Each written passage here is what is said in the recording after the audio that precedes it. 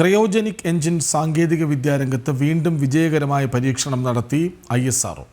Vacuum ചമ്പേറി പുറത്ത് നടത്തിയ cryogenic re ignition പരീക്ഷണം വിജയകരമായി നടന്നതായി ISRO അറിയിച്ചു. CE-20 എഞ്ചിൻ പരീക്ഷണമാണ് വിജയകരമായത്. സമുദ്രനിരപ്പിലെ അന്തരീക്ഷത്തിൽ ആദ്യമായാണ് ഇത്തരമൊരു പരീക്ഷണം. വിവരങ്ങളുമായി ഐസൻ ജോസ് ചേരുന്നു. ഐസൻ ജോസ്, പറയൂ. കൃഷ്ണരാജ്, നിലവിലെ സാഹചര്യത്തിൽ വ്യത്യസ്തമായൊരു പരീക്ഷണ ശൈലിയാണ് ഈ ക്രയോജനിക് എഞ്ചിന്റെ സെൽഫ് ഇഗ്നിഷൻ സംബന്ധിച്ച്. അതായത് പറന്നുകൊണ്ടിരിക്കുന്ന റോക്കറ്റിന്റെ ഇടയിൽ എഞ്ചിനിൽ നിന്നും അത് ഇഗ്നിഷൻ നിർത്തിവെച്ച് അല്ലെങ്കിൽ അതിന്റെ ജ്വലനം നിർത്തിവെച്ച് വീണ്ടും ജ്വലിപ്പിക്കുന്ന സംവിധാനത്തിന്റെ പരീക്ഷണമാണ് നടത്തിയത്. ഈ പരീക്ഷണം സാധാരണ വാക്വം ചേംബറുകളിൽ ബഹിരാകാശത്തിന്റെ അന്തരീക്ഷം സൃഷ്ടിച്ചുകൊണ്ടാണ് നടക്കുക.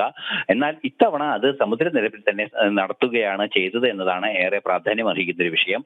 നേരത്തെ നമ്മൾ വ്യക്തമാക്കിയതുപോലെ മഹേന്ദ്രഗിരി പ്രൊപ്പൽഷൻ കോംപ്ലക്സിലാണ് ഈ പരീക്ഷണം നടന്നത്. പരീക്ഷണം നടന്നത് കഴിഞ്ഞ മാസം, അതായത് നവംബർ 29-നാണ്. ഹൈ ഓൾട്ടിറ്റ്യൂഡ് ടെസ്റ്റിന് പകരം സമുദ്രനിരപ്പിൽ ഇത്തരത്തിലുള്ള ഒരു പരീക്ഷണം നടത്തുന്നത് വ്യത്യസ്തമായ ഒരു നേട്ടം കൂടി ലഭ്യമാക്കി എന്നതാണ് ഏറെ ഗൗരവമുള്ള ഒരു വിഷയം.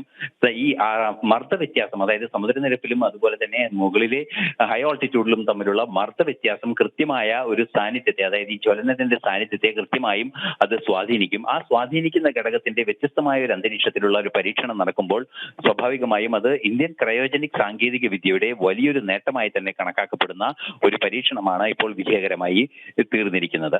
കൃഷ്ണരാജ്, ISRO വിജയകരമായ പരീക്ഷണം നടത്തുന്നു. CE-20 എഞ്ചിൻ, അതായത് സമുദ്രനിരപ്പിലെ അന്തരീക്ഷത്തിൽ ആദ്യമായാണ് ഇത്തരമൊരു പരീക്ഷണം വിജയകരമായി നടത്തുന്നത്. വിവരങ്ങൾ നൽകുകയായിരുന്നു ഐസൻ ജോസ്.